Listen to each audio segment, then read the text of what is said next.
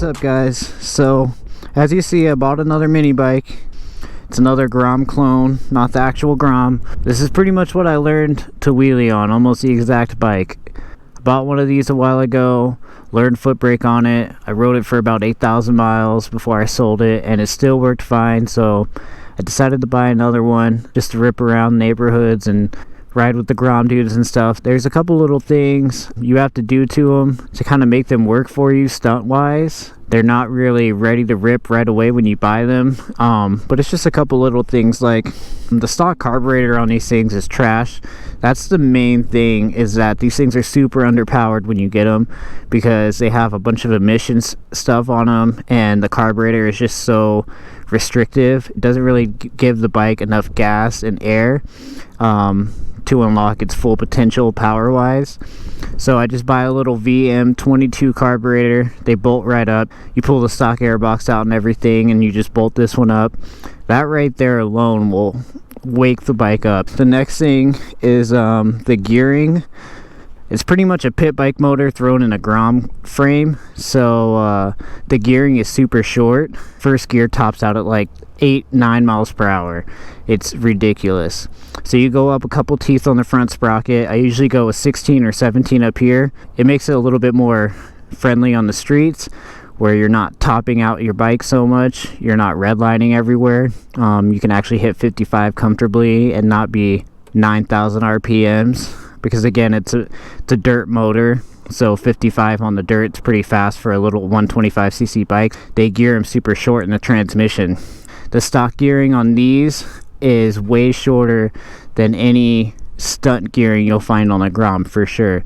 They definitely gear these super short. Kind of have to compensate for that with going for a bigger sprocket in the front, just so that you can get a little bit taller gearing. It makes your second gear wheelies cruise a lot better, and it's at a lot better speed. So yeah, change the front sprocket, get the carburetor. Those two things right there make a world of difference. Next is get some type of little peg just for this spot right here, because if you fall and this peg hits the ground, they crack right here, and you'll have to buy a whole new rear set. It's the same thing for the Groms, so that's not really different. A Grom rear set will just bolt right up. For the most part, 90% of Grom parts will just bolt up to this thing. The only things you can interchange are the frame and the motor. The motor on these have 2 mounts instead of 3. The Grom obviously has 3, so you can't throw a Grom engine in this, but you can upgrade this to a 190cc motor, and it's pretty much bolt up. You just plug it in, it works. That's a pretty popular mod people do to these bikes. If you do that, you'll smoke any Grom on the street for sure. Next thing I always do is I change the handlebars to KLX 110 bars. The Pro Tapers, these things pretty invincible. If you do drop it, they won't bend. The stock bars will just, they'll taco on you and they'll just bend right up. So yeah, KLX 110 bars. Easy pull lever, that helps the feel of the clutch, makes it pull in a lot easier. I threw a little eBay pipe on there. It was like 25 bucks. I just chopped the pipe right here and slid this one on. Here, I'll start it up and kind of rev it for you guys.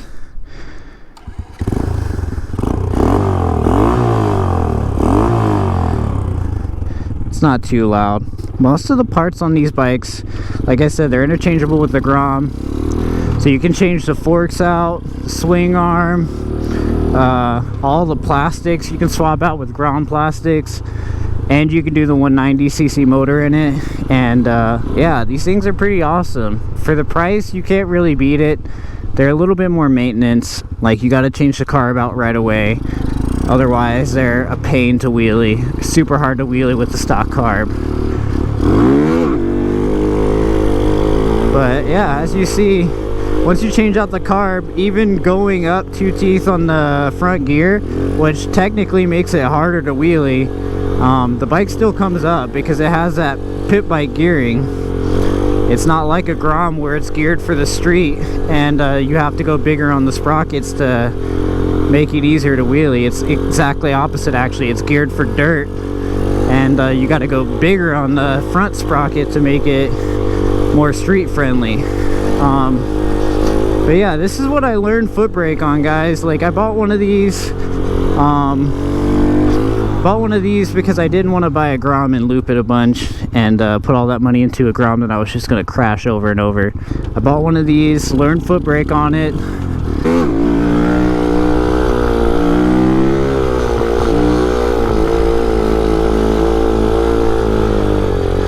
But yeah, on my last one, I got around 8,000 miles of wheelies on it.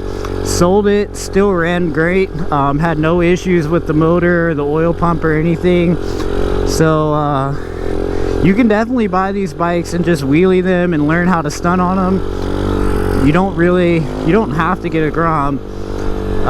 Like I said, the Grom's more reliable. It's it's less maintenance. But if you know how to work on things, you know how to tinker, these little bikes are great. Because then anything that does break on it, you just buy Grom parts and swap it out. I got this bike for 999 bucks, brand new. You're lucky to find a used Grom for 2 grand that's not beat to shit. So these are probably your cheapest option of getting in the stunt game. If you flip it or loop it, you don't have to worry about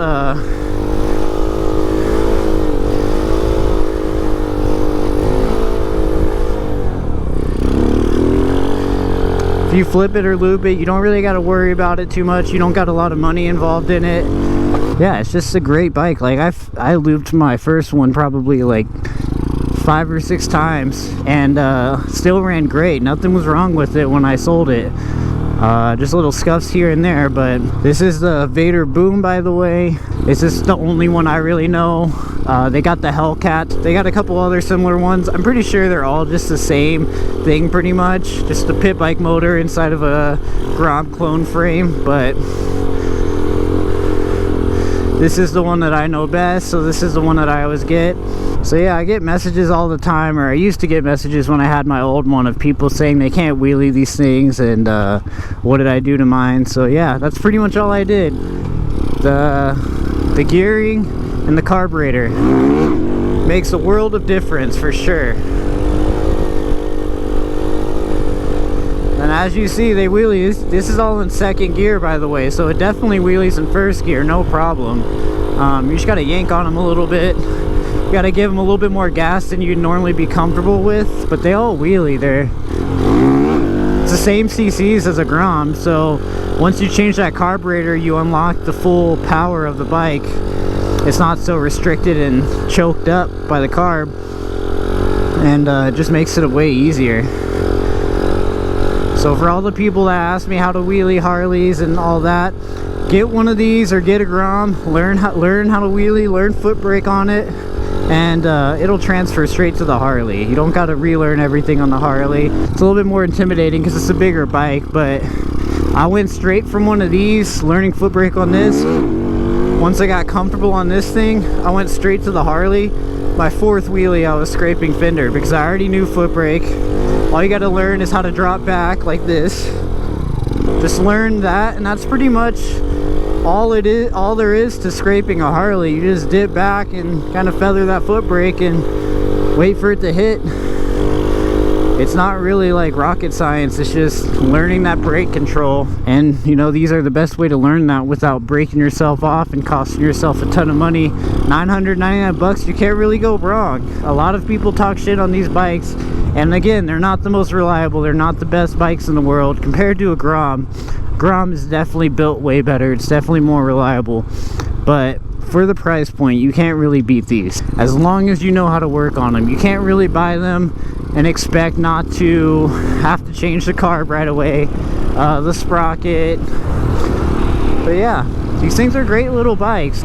They get a bad reputation, but I've always had good experiences with them, and it's what taught me foot brakes, so I don't really talk crap on them. Like I said, I got 8,000 miles of wheelies on my last one with no problems. So I don't see how you can get a better bike for that price that's street legal. There's no really other options out there.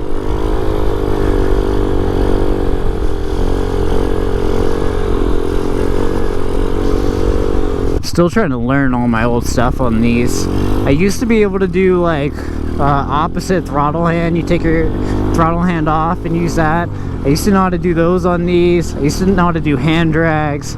I was fairly good at circle wheelies in first gear, but I wasn't the best. Maybe I'll try a couple more. Circle wheelies have always been a struggle for me. I'm just so used to going in a straight line that it's hard for me to like circle it and not just want to chase it out into a straight line. So these are all in first gear, and as you'll see, it comes up way easy in first gear. Yeah, see, so that's first gear, no problem.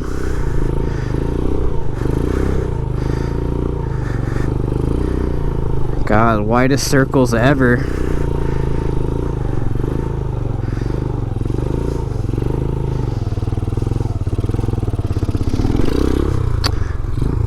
Yeah, my circle game is trash.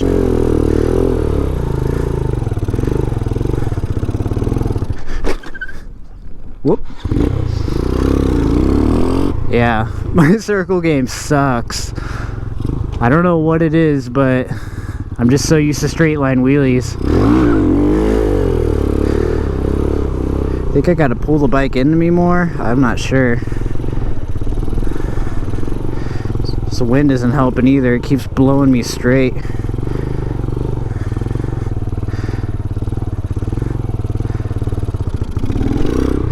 Yeah, I suck at circle wheelies, that's for sure.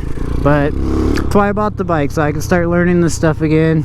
Like, you would never be able to do this on a Harley. If I came to this parking lot and practiced on my Harley, even for a minute, cops would for sure be on their way. So it's just great. Pretty much every little neighborhood street you can wheelie on. People don't trip about it. Whoop. I definitely missed having one of these for sure. I used to just do this all the time. This is how I learned foot brake. I would just go through neighborhoods and just pop them up, find little parking lots, and just sit there and practice for hours.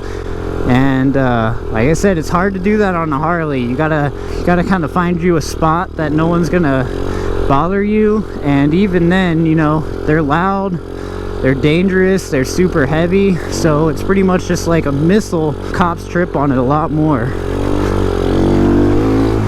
With these, you can just go anywhere and pretty much practice, and nobody really messes with you. One other thing is, when you first get these, they're super hard to shift.